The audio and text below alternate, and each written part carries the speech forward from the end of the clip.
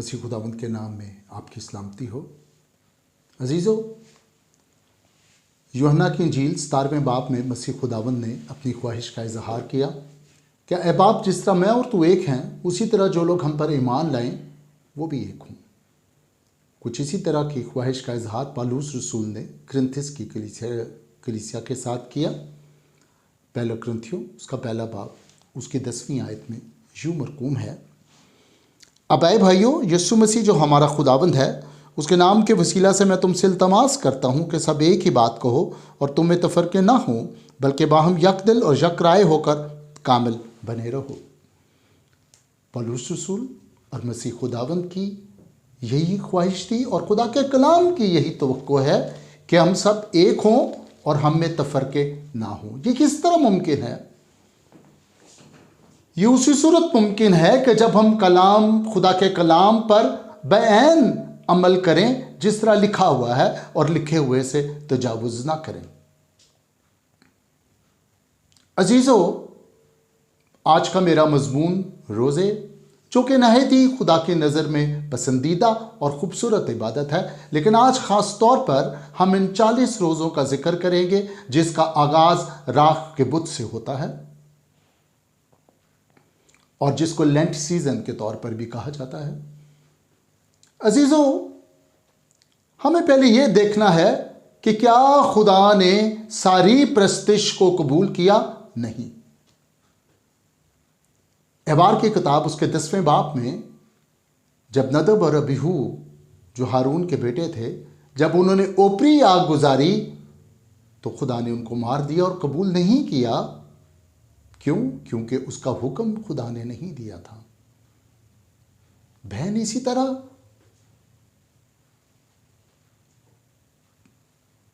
अमाल 17 बाब में पौलुस रसूल कहता है एथने वालों से जब मुखातिब है कि वो प्रस्तिश जो नामालूम खुदा के लिए है उसको कबूल नहीं किया। नामालूम खुदा के लिए से मुराद ये है कि जो बगैर कि तुम उसको पूछते हो जिसको तुमने मालूम नहीं किया, जाना नहीं।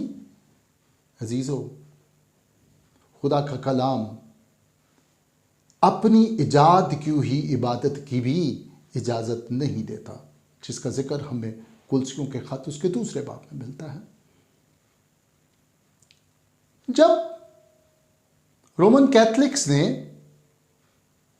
आगाज किया 40 रोज़ों का, लेंट सीजन का, तो उन्होंने कहा कि हम ये नजात के लिए ये रोज़े रखते हैं। नजात के लिए मेरे रोज़े ज़रूरी नहीं हैं, बल्कि तितस 3 बाब उसकी 5वीं आयत में पौलुस रसूल कहता है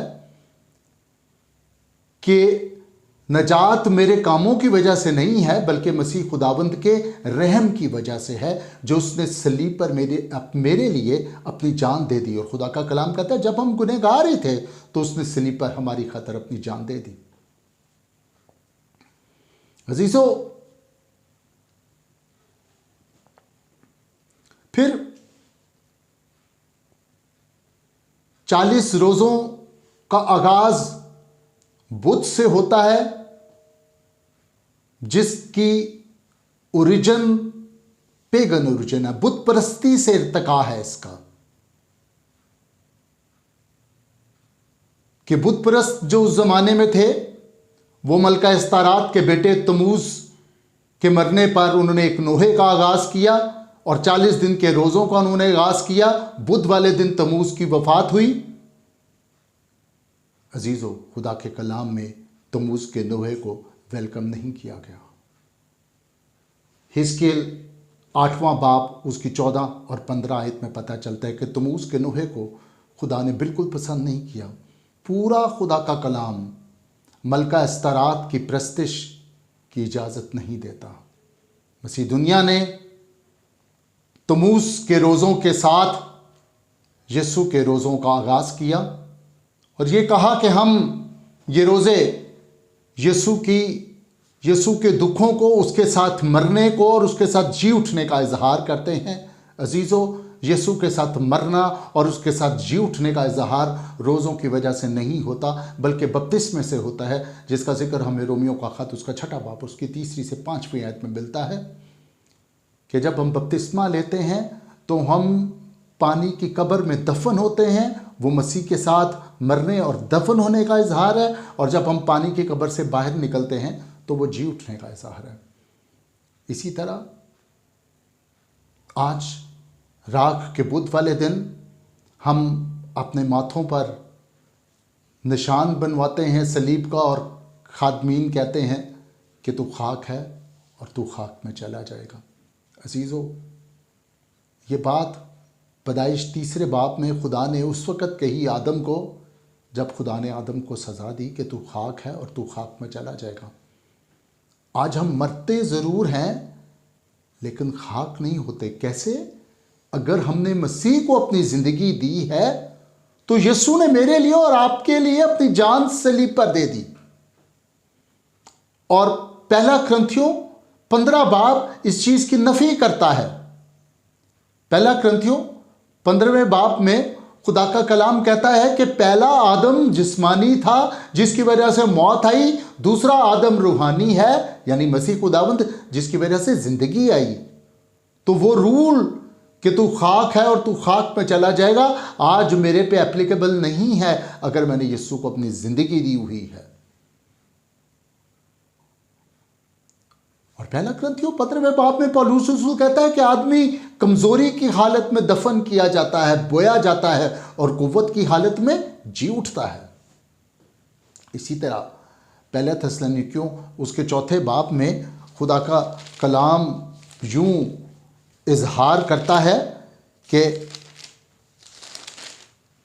पहले थिस्सलुनीकियों उसका 4 बाब उसकी 13वीं आयत में पौलुस रसूल यूं कहता है और खुदा के कलाम में मरकूम है, ऐ भाइयों, हम नहीं चाहते कि जो सोते हैं उनकी बाबत तुम नावाकिफ रहो, ताकि औरों की मानंद जो ना उम्मीद हैं गम ना करो, क्योंकि जब हमें ये यकीन है कि यीशु मर गया और जी उठा तो उसी तरह खुदा उनको भी जो सो गए हैं यीशु के वसीला से उसी के साथ ले आएगा। अब जो मसीह में मरते हैं वो मरते नहीं हैं बल्कि सोते हैं। तो खाक वाला रूल आज मेरे ऊपर एप्लीकेबल नहीं है अगर मैंने अपनी ज़िंदगी यीशु को दी है। अजीज़ों, फिर गैर कौमों की रविशों को खुदा का कलाम बिल्कुल इनकरेज नहीं करता। यिर्मयाह 2 बाब, यिर्मयाह 10वां बाब, यिर्मयाह 14वां बाब, यिर्मयाह 7वां बाब, खुदा के कलाम में कई जगह लिखा है कि तुम गैर कौमों की रस्मों से भागो, उनसे निकलो, उनसे अपने आप को बाहर निकालो। तो फिर ये किस तरह मुमकिन है कि आज हम तमूज की जो रोज़े हैं जो बुत परस्त रखते थे उनको हम यीशु के मुकाबले में ले आए? बिल्कुल नहीं। फिर जो चीज़ कलाम में से नहीं होती वो बदलती रहती है। रोज़ों के मुतालिक कुछ साल पहले रूल और थे, अब रूल और हैं। पहले कहा जाता था कि कुछ पानी पी सकते हो, फिर कहा गया कि इतनी रोटी खा सकते हैं, फिर कहा गया इतने साइज़ की रोटी, फिर कोई कहता है कि जुमे वाले दिन गोश्त नहीं कहता खाना, कोई कहता है कि तवे की रोटी नहीं खानी। अजीज़ों, खुदा का कलाम बिल्कुल इसकी इजाज़त नहीं देता। और कुलसियों का ख़त उसका 2 बाब उसकी 20वीं आयत से हम पढ़ेंगे, जहाँ अपनी इजाद की हुई इबादत यानी इसे ना खाना उसको ना खाना खुदा ने पसंद नहीं किया, इजाज़त नहीं दी। कुलसियों का 2 बाब उसकी 20वीं आयत से, जब तुम मसीह के साथ दुनियावी इब्तदाई बातों की तरफ से मर गए तो फिर उनकी मानंद जो दुनिया में ज़िंदगी गुजारते हैं इंसानी अहकाम और तालीम के मुआफिक ऐसे कायदों के क्यों पाबंद होते हो कि उसे ना छूना, उसे ना चखना, उसे हाथ ना लगाना, क्योंकि ये सब चीज़ें काम में लाते लाते फना हो जाएंगी। इन बातों में अपनी ईजाद की हुई इबादत और खाकसारी और जिस्मानी रियाजत के अतबार से हिकमत की सूरत तो है, मगर जिस्मानी ख्वाहिशों के रोकने में इससे कुछ फ़ायदा नहीं। अजीज़ों, जो चीज़ कलाम में नहीं वो बदल सकती है, पर जो कलाम में है वो बदल नहीं सकती। खुदा का कलाम इस चीज़ की इजाज़त नहीं देता कि मैं आज कहूं कि आप इसको ना खाओ और इसको ना खाओ। अजीज़ो, फिर जिस रोज़े को पसंद किया, वो उसका जिक्र मिलता है मत्ती की इंजील उसके 6 बाब में कि जब तू रोज़ा रखे तो तू अपने सर पर तेल मले और फ्रेश नज़र आए जब तू रोज़ा रखे। जबकि जब हम एक पीरियड मुकर्रर कर देंगे तो फिर तो ज़ाहिरी सी बात है कि लोगों को पता है कि ये रोज़ों के दिन चल रहे हैं। फिर जिस रोज़े का इजहार खुदा ने किया उसका ज़िक्र हमें यसाया 58 बाब में मिलता है। वो कहता है कि जो रोज़ा मैं चाहता हूँ वो ये नहीं कि तुम जुल्म की जंजीरें तोड़ो, मज़लूमों को आज़ाद करो।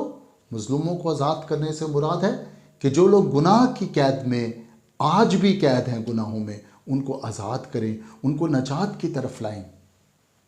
अजीज़ो, दुनिया कहती है कि ये हमने इसलिए 40 रोज़ों का जो आगाज़ था ये अर्ली चर्च ने किया। अजीज़ो, मैं एक बात आपको वाज़ेह करना चाहता हूँ कि काउंसिल ऑफ नाइसिया कि जहाँ से 4वीं सदी ईस्वी से रोज़ों का आगाज़ हुआ, काउंसिल ऑफ नाइसिया या अर्ली चर्च कि वो बात जो खुदा के कलाम में नहीं है, जिससे जिक्र कलाम में नहीं मिलता, वो हम मानने के पाबंद नहीं हैं, बल्कि वही बात जिसका जिक्र कलाम में मिलता है। तो अगर इन्हीं बातों को माना जाए तो उस वक़्त के जो अर्ली चर्च, जो रोमन कैथोलिसिज्म, जिन्होंने रोज़े शुरू किए, उन्होंने तो और भी बहुत सी बातें कही। उन्होंने तो ये भी कहा कि बरज़ख का कॉन्सेप्ट है। फिर वो ये कहते हैं कि जो पोप है ये पतरस पहला पोप था। कहाँ कहता है खुदा का कलाम पतरस पहला पोप था?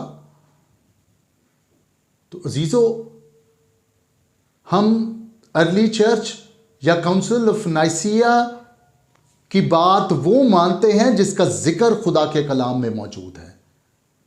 जिसका जिक्र खुदा के कलाम में मौजूद नहीं है वो हम मानने के पाबंद नहीं हैं। और अपनी ईजाद की हुई इबादत तो खुदा ने कभी भी पसंद नहीं की। अगर करनी होती तो खुदा काइन की कुर्बानी को कबूल करता, लेकिन नहीं कबूल की। क्यों नहीं कबूल की? क्योंकि खुदा के कलाम में खून की कुर्बानी का जिक्र था। उसने अपनी फसल की कुर्बानी दी, खुदा ने उसको कबूल नहीं किया।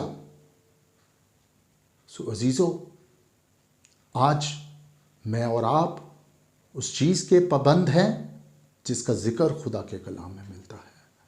आज हम मसीह की अलूहियत को इसलिए नहीं मानते कि वो काउंसिल ऑफ नाइसिया ने कहा, इसलिए मानते हैं कि खुदा का कलाम उसका जिक्र करता है। उसमें खुदा के कलाम में कई जगह मौजूद है कि यीशु खुदा है। शुक्रिया।